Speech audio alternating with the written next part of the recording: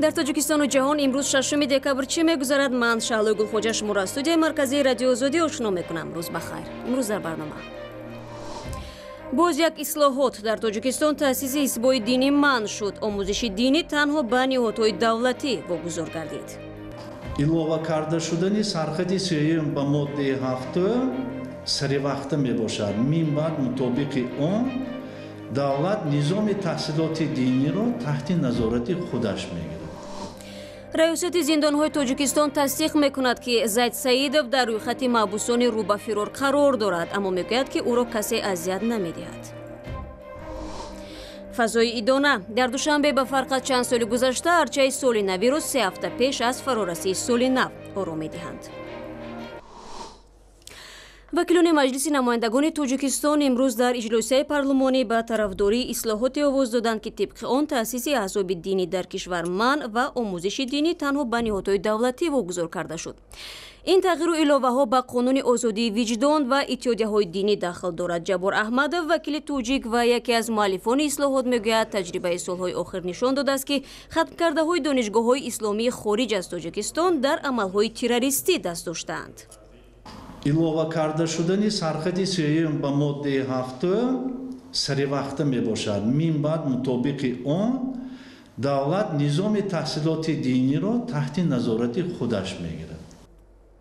мунаққидон мегӯянд озодиҳои мазҳабӣ дар Тоҷикистон то рафт маҳдуд мешавад. моҳи апрели имсол комиссиони озодиҳои мазҳабии Амрико вазъи озодиҳои динӣ дар Тоҷикистонро нигаронкунанда арзёбӣ кард ва гуфт ки дар кишвар ҳаққи мардуми мусулмон ва пайравони мазҳабҳои дигар поймол мегардад.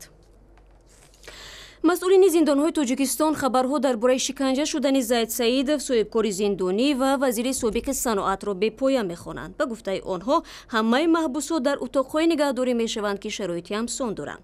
вале пайвандони Зайд Саидов рӯзи 5 декабр гуфтанд ки аз вазъи саломатии ӯ нигарон ҳастанд. мирзонабии Холиқзодро мешунавем.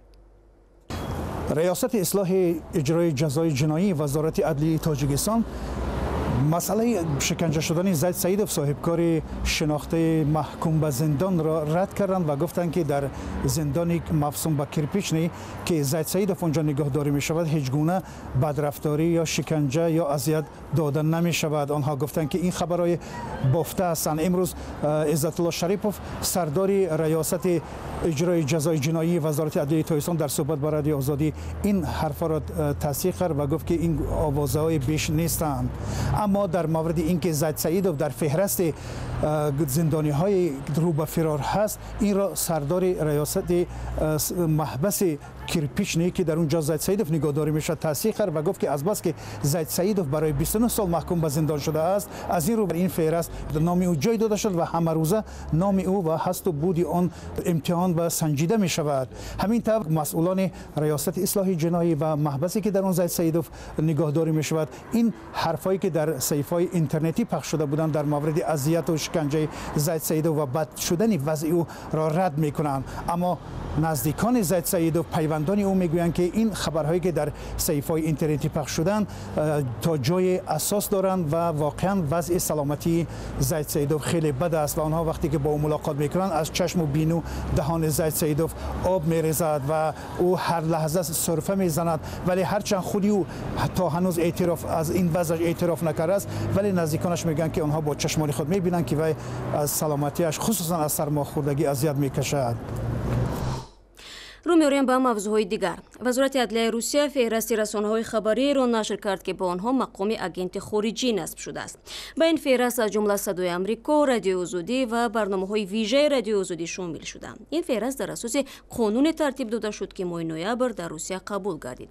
тибқи он ба расонаҳое ки аз хориҷа маблағгузорӣ мегарданд мақоми агенти хориҷӣ дода мешавад. қонуни мазкур ба мақомоти кишвар ҳақ медиҳад ки алайҳи матбуоти хориҷӣ дар Русия таҳрим ҷорӣ кунанд.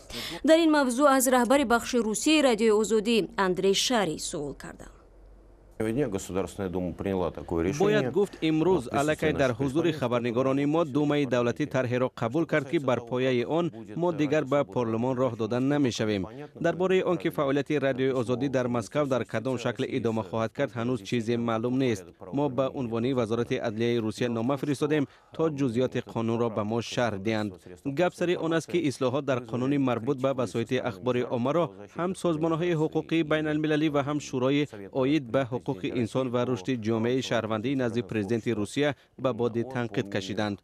منتقدان میگویند که قانون خام و سراسر محالانه است و آن را میتوان به گناه‌های مختلف شرح داد. محتوای مشخص محدودیت‌هایی که نسبت به رادیوی آزادی در مسکو پیش بینی میشوند فعلا معلوم نیست. از این خاطر ما فعلا کار خود را چون قبل ادامه میدیم و منتظر جواب نامه خود هستیم. وابسته به پاسخ مؤسسه تصمیم خود را خواهد گرفت. خب تا جای ما میدونیم در روسیه رادیوی آزادی، کاری رادیوی آزادی پیشتر از این قانون هم محدود شده بود. یعنی شما تو این وقت حق داشتید که در روی موج اف ام برنامه پخش کنید و بعداً این حق را از شما گرفتند. بله این درست است. 15 سال پیش بخش روسی رادیوی آزادی در سرتاسر روسیه 36 ریترانسلیاتور داشت. بعداً در پی استفاده این یا آن قانونگذاری و یا از راه زدن رهبران این رسانه ها ما امکانیت موج پراکنی را از دست دادیم. ما برنامه‌هایمان را در مسکو و سنت پترزبورگ روی موج اف ام پخش می‌کردیم. سال 2012 هم بنابر وارد کردن تغییرات در قانون وسایط اخبار عموم و طلب ثبت نام دوباره شخص حقوقی ما نتوانستیم این کار را انجام بدیم و از این امکانیت هم محروم شدیم. حالا ما 24 ساعت در اینترنت برنامه‌های خود را نشر می‌کنیم و در لیست برای پخش در موج اف ام ریترانسلیاتور داریم. مؤسسه رادیوی آزادی نیز به قابل مقایسه نبودن وضع رسانه‌های روسی در آمریکا و رسانه‌های آمریکایی در روسیه تاکید می‌کنند. ژورنالیستان ما در روسیه مورد حمله قرار می‌گرفتند و حتی در این مورد پرونده‌های جنایی جا دارند. ما برای پخش برنامه‌های ما نیز محدودیت داریم، اما شبکه روسی راشا تودی در آمریکا طور ما می‌دانیم طریق تلویزیونی کابلی برنامه‌هایش را پخش می‌کند و ژورنالیستانش آزادانه فعالیت دارند. از این رو درست نیست که میگویند رسانه‌های روسی در آمریکا و رسانه‌های آمریکایی در روسیه موقعی برابر دارند. نگاه میاندازیم به قرقیزستان. قانونگذاران قرقیزستان یک سال پیش ازدواج بروقتی را در این کشور منع کردند. اما با این وجود تا هنوز خانواده هایی که دختران خود را تا به سن 18 نرسیده خانه‌دار میکنند زیادند. سازمان‌های اجتماعی با نگرانی از این وضعیت دست به کار شدند و یک معرکه اجتماعی را راه اندازی نمودند. مومن احمدی در این باره جزئیات دارد.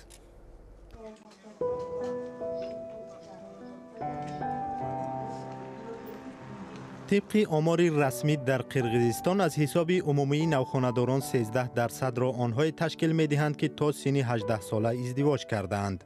این به آن معنی است که همه ساله 7000 دختران نابالغ به زندگی عائلوی شروع می‌کنند. سال 2017 پارلمان این کشور قانونی را قبول نمود که بر پایه آن نکاح کردن نابالغان منع است.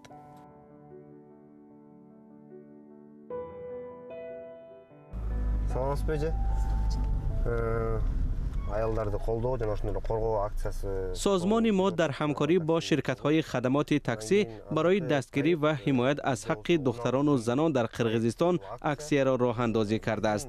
این طرح 16 روز دوام خواهد کرد. مشکلات را که ما مطرح می‌کنیم به شوهر دادن دختران زیر سن 18 است. ما انا این گونه بروشورها را داریم. شما می توانید بخوانید، معلومات زیادی مفید دارد. سازمان جمعیتی مرکزی دستگیری زنان میان مسافران نقلیات جمعیتی معرکه مخصوصی را راه اندازی کرده است. هدف از آن معلومات دادن درباره قانون است که ازدواج برمحل و به شوهر دادن دختران تا 18 ساله را اجازت نمی‌دهد. معرکه ما مسیر در مقابل خشونت نام دارد. بسیاری ها درباره قانونی که ماه نوامبر سال گذشته قبول شد معلومات ندارند. از آمار برمی آید که هنوز دختران زیاد تا سن 18 سالگی به شوهر میبرایند. حالت های جای دارند که نمی توانند به تحصیلشان ادامه بدهند و یا به هنگام تولد فرزند میفوتند. اگر ما در این باره معلومات پخش نکنیم، از حال برالو احساس می شود که تمام جامعه قرقیزستان به این مشکل گرفتار است.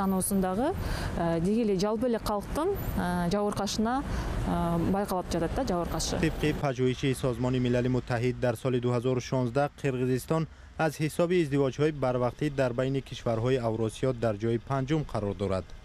در همین حال به اطلاع آمار کشورهای همسود قرقیزستان از روی خانه‌دارشوی جفت‌هایی که سینه‌شان از 15 تا 19 ساله را تشکیل می‌کند بعد آذربایجان در زینه دوم جایگیر شده است. دختران را در حال بعد ختم مکتب و بعضی‌ها را حتی پیش از آن هم می‌ربایند.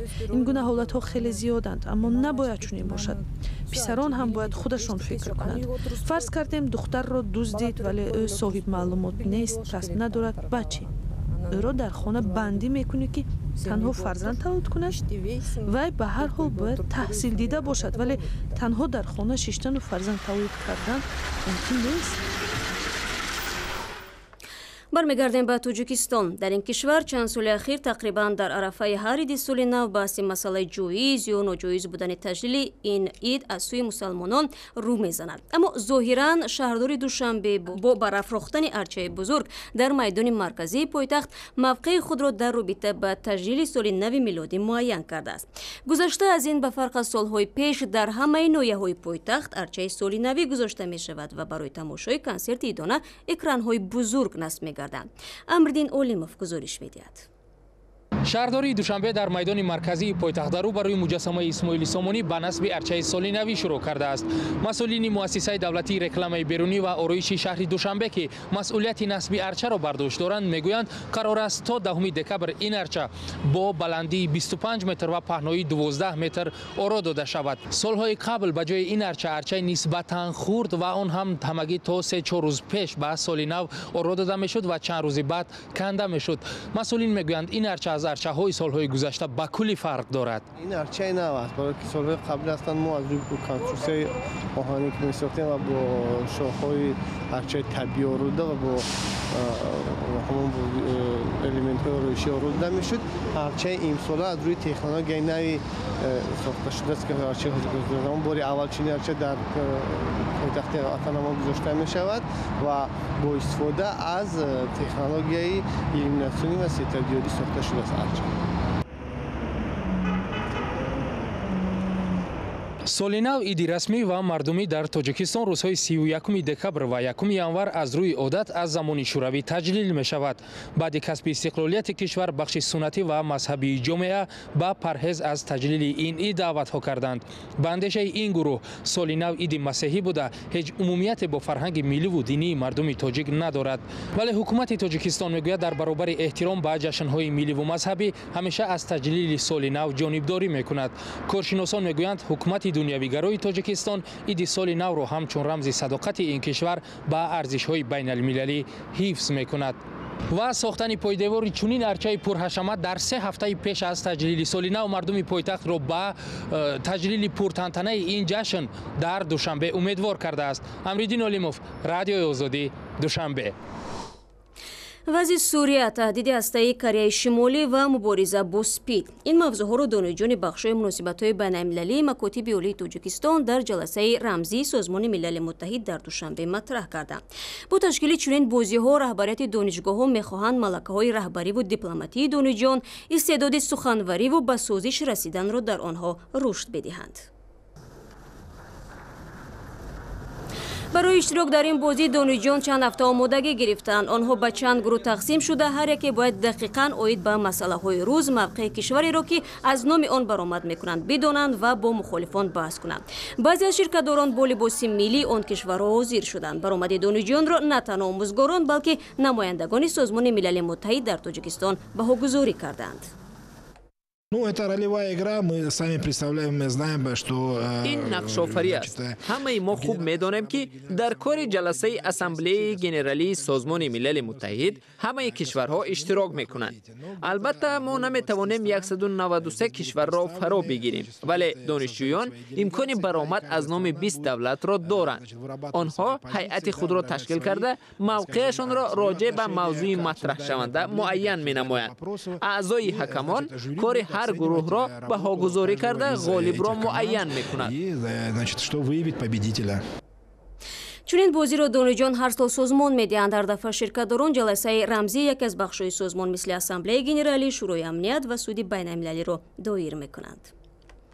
ин чанд хабаргузориши муҳиме буд ки мехостем бо шумо дар миён бигзорем. Хабарҳо ва видеоҳои бештарро дар вебсайти мо www.ozodi.org ва дар саҳифаҳои вижаи мо дар ютубу шабакаҳои иҷтимоӣ пайгирӣ кунед. Ташаккур ки моро ҳамроҳӣ кардед. худо нигаҳдори ҳар яки шумо бошад.